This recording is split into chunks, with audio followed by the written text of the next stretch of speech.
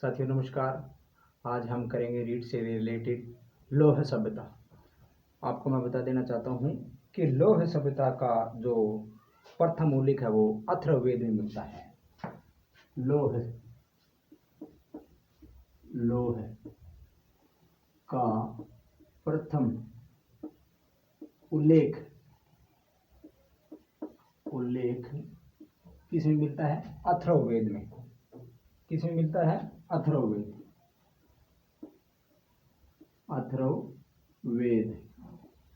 अथर्ववेद में मिलता है।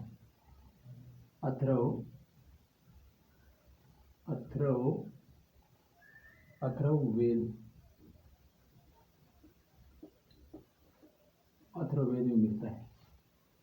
ठीक है सर, अथर्ववेद में मिलता है और इसे अथर्ववेद में श्याम ऐसक या कृष्ण ऐसक कहा गया था। इसे श्याम अयस या कृष्ण अयस क्या कहा गया था? इसमें कहा गया था श्याम अयस या कृष्ण अयस। प्रथम पुरातात्विक साहित्य 1000 BC में अंता नामक स्थान एटा यूपी से प्राप्त हुआ था। प्रथम पुरातात्विक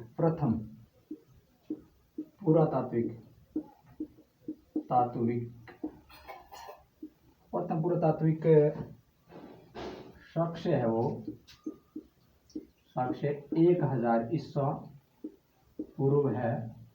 वो कहाँ मिला था? एटा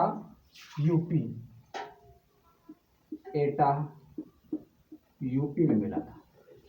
एटा यूपी से मिला था। ठीक है साथियों। और भारत में सर्वप्रथम लौह का प्रचलन ईरान के हकामनी शासकों द्वारा किया गया था। यानी भारत के अंदर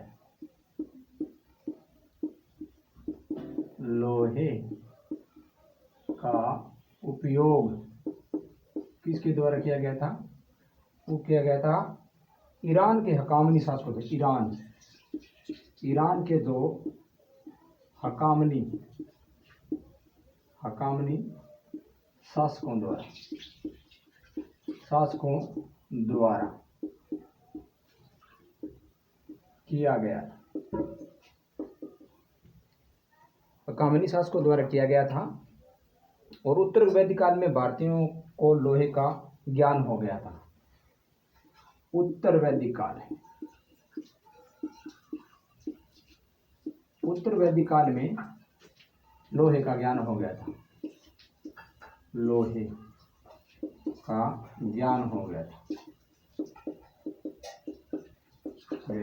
था। उत्तर वैदिक काल में भारत में लोह युगीन संस्कृति के अधिकांश स्थल मध्य भारत और उत्तरी गंगा घाटी में मिले हैं। लोह युगीन संस्कृति थी। लोह युगीन संस्कृति भारत में कहाँ पे थी? ये उत्तरी गंगा घाटी और मध्य भारत। उत्तरी गंगा घाटी प्लस मध्य भारत, ये लोह युगीन संस्कृति की जगह थी। उत्तरी गंगा घाटी और मध्य भारत। और इस सभ्यता के लोग चित्रित मृदभांड का प्रयोग करते थे। चित्रित मृदभांड पात्रों का प्रयोग करते थे।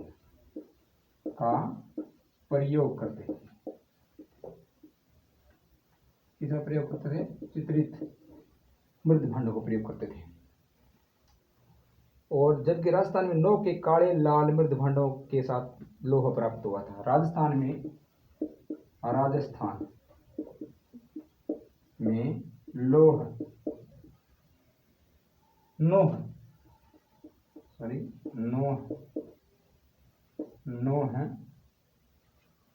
नोह से काले लाल मृदभांडों के साथ लोहा प्राप्त हुआ है।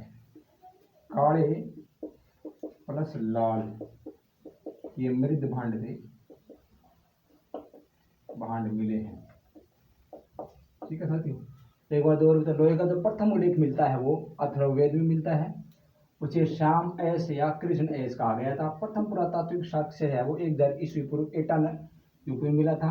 और भारत के अंदर लोहे का जो उपयोग वो ईरानी हकामी शासकों द्वारा किया गया, यानी ईरान के जो हकामी शासक थे उनके द्वारा किया गया था। उत्तरवैदिक काल में लोहे का ज्ञान हो गया था। और लोहे युगीन संस्कृति भारत के उत्तरी गंगा प्लस मध्य भारत में पनपी थी। और चित्रित मृद भांड पात्रों का प्रयोग राजस्थान के नोह में होता है। ठीक है साथ, एक बार साफ कर देता हूँ इसको।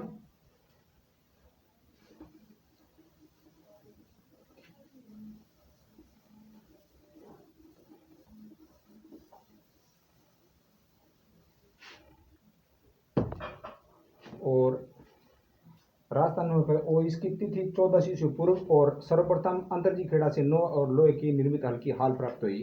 अंतरजी खेड़ा राजस्थान में अंतरजी खेड़ा अंतरजी खेड़ा ये एक स्थान का नाम है।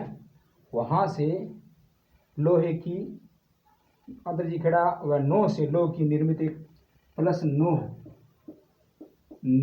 है, लोहे की एक हाल प्राप्त हुई थी। लोहे की एक हाल मिली थी। कहां से मिली थी? ये राजस्थान के अंतरजी खेड़ा प्लस नौ से लोहे की एक खाल पर मिली थी। आगे है राजस्थान में लोह युगीन सभ्यता के स्थान। लोह युगीन सभ्यता के स्थान वो है साथियों, नंबर 1 है रेड सभ्यता। रेड सभ्यता। नंबर 2 है सुनारी सभ्यता।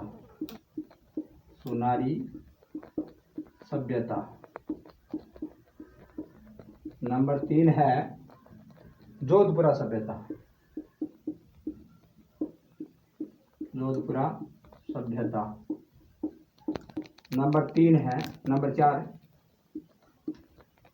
नंबर 4 है ईसवाल सभ्यता।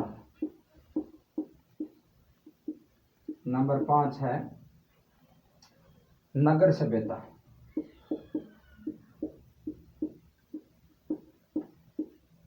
नंबर 6 है तिलवाड़ा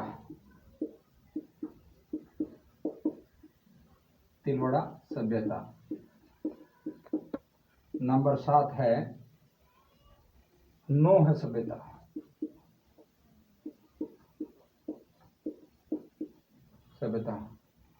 नंबर 8 है नगरी सभ्यता।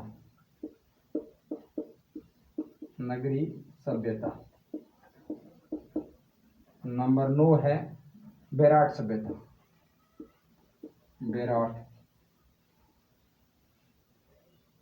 सभ्यता। ये साथियों 9 सभ्यता है जहां से लोह युगीन सभ्यता मिली थी। नंबर 1 है रेड सभ्यता। नंबर 2 सुनारी सभ्यता। नंबर 3 जोधपुर सभ्यता। नंबर 4 ईसवाल सभ्यता। नंबर 5 नगर सभ्यता। नंबर 6 तिलवाड़ा सभ्यता। नंबर 7 नौ सभ्यता। नंबर 8 नगरी सभ्यता। और नंबर 9 बेराट सभ्यता। ठीक है साथियों, अब करते हैं रेड टोंक। ये ढील नदी के किनारे है। कहाँ पड़ते हैं रेड ये टोंक में? ढील नदी के किनारे रेड कहाँ पड़ती है? ये पड़ती है टोंक में। टोंक जिला है वहां पड़ती है। और इसका उत्खनन हुआ 1938-40 केदारनाथपुरी उत्खनन हुआ था। 1938 और 40 तक हुआ था। इसका नाम वो थे, कौन था? केदारनाथ केदारनाथ ने किया था उत्खनन। और ये राजस्थान है कि लोहीगुण सभ्यता का सबसे बड़ा महत्वपूर्ण सभ्यता, यानी राजस्थान के अंदर, राजस्थान में लोह सभ्यता का, लोह सभ्यता का सबसे बड़ा स्थल था, सबसे बड़ा स्थल था। ठीक है साथियों। और ये इसलिए इसे राजस्थान का टाटा नगर भी कहा गया था। यहां से लोहे के विशाल भंडार पर, यहां से लोहे के विशाल भंडार भी मिले हैं। इसलिए इसे राजस्थान का टाटा नगर भी कहा गया था, नगर भी कहा गया था। ठीक है साथियों। आगे है नंबर 2 पे सुनारी सभ्यता। सुनारी सभ्यता, सुनारी सभ्यता नंबर 2 पे है सुनारी सभ्यता। सुनारी सभ्यता है झुंझुनू में। कहाँ है? झुंझुनू में पड़ती है।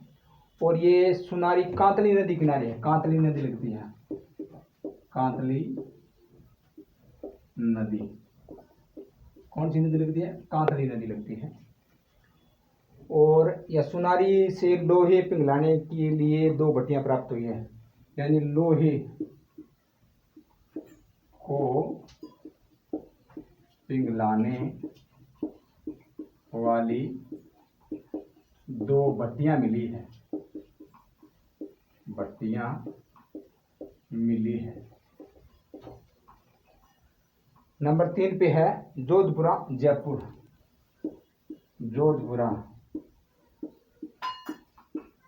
जोधपुरा के जयपुर, ये जोधपुरा जयपुर के अंदर पड़ता है। और ये साबी नदी के किनारे, किसकी नदी? साबी नदी के किनारे, साबी नदी के किनारे है। तो जोधपुर विशेष प्रकार लोहे की गिलानी के फर्मे यहाँ से लोहे के फर्मे मिले हैं। आगे है एक मौर्य काल जोधपुरा से डिश ऑन स्टैंड भी मिला है। जोधपुरा से डिश ऑन स्टैंड भी मिला है। ठीक है साथियों। नंबर 1 पे है रेड टोंक, जिसमें ढील नदी के किनारे है। इसको उत्खनन 1938 से 40 की तक किया गया और केदारनाथ ने किया था। राजस्थान में लोह सभ्यता का सबसे बड़ा स्थल है। ये कौन सा? रेड टोंक। इसलिए इसे राजस्थान का टाटा नगर भी कहा। नंबर 2 पे है सुनारी सभ्यता, झुंझुनू में, जो कांतली नदी के किनारे है। और लोहे को पिघलाने वाली 2 यहाँ भट्टियां मिली है। नंबर 3 पे है जोधपुरा सभ्यता, जयपुर के अंदर है, जो साबी नदी के किनारे है। यहाँ से लोहे के फर्मे मिले हैं और जोधपुरा से डिश ऑन स्टैंड भी मिला है। ठीक है साथियों, साफ कर देता हूँ इसको।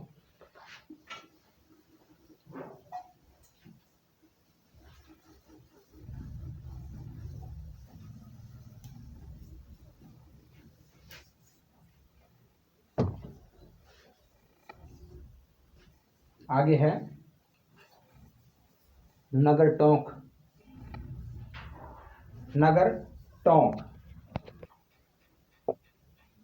आगे है नगर टोंक, इसे खेड़ा सभ्यता भी कहते हैं। इसे क्या है? खेड़ा सभ्यता भी कहा जाता है।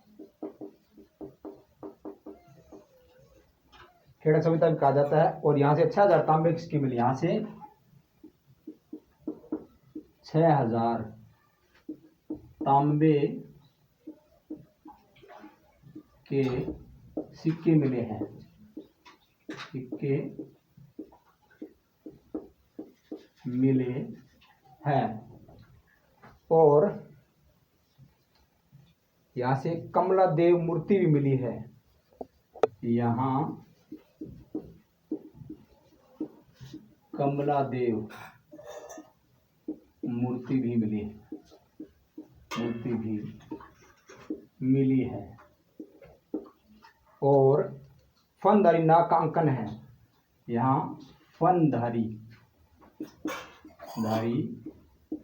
नाग का अंकन भी मिला है।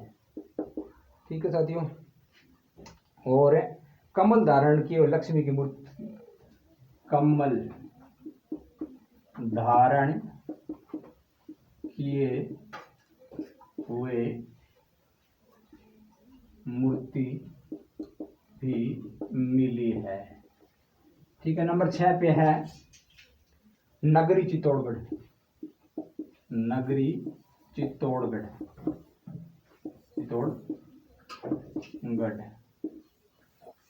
चित्तौड़गढ़। इसको प्राचीन नाम मध्यमिका, इसका प्राचीन जो नाम था, प्राचीन नाम मध्यमिका था, मध्यमिका कहा जाता था। क्या कहा जाता? मध्यमिका। नंबर 7 पे है तिलवाड़ा, तिलवाड़ा ये पड़ता है बाड़मेर में। कहाँ पड़ता है ये? बाड़मेर, बाड़मेर।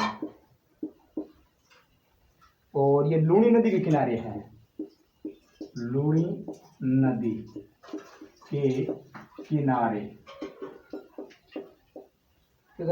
और अग्निकुंड मिला, जो मानव अस्थि भस्म मिले हैं। अग्निकुंड, अग्निकुंड प्लस मानव भस्म, मानव भस्म, भस्म मिली है, मिली है। सीप की चूड़ी भी, सीप की चूड़ी। नंबर 8 पे है नोह भरत, नोह भरत, नोह भरतपुर, नोह भरतपुर। ये रूपा रेल नदी के किनारे है, रूपा रेल नदी, रूपा रेल नदी के किनारे है। यहाँ से 5 संस्कृतियों का अवशेष मिले, 5 संस्कृतियों के अवशेष मिले हैं। कहाँ? नोह भरतपुर। ठीक है सर, आगे करते हैं। और आगे है नंबर 9 पे बैराट सभ्यता। ये है जयपुर, बैराट, जयपुर। ये है बाणगंगा, बाणगंगा नदी के किनारे, बाणगंगा नदी के किनारे।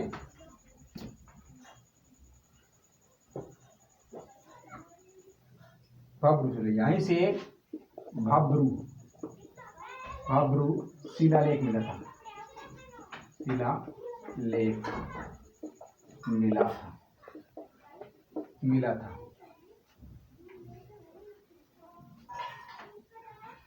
ठीक है, एक बार दोबारा बता दूं। नगर टोंक या खेड़ा सभ्यता कहा गया था, और 6000 तांबे के सिक्के मिले थे।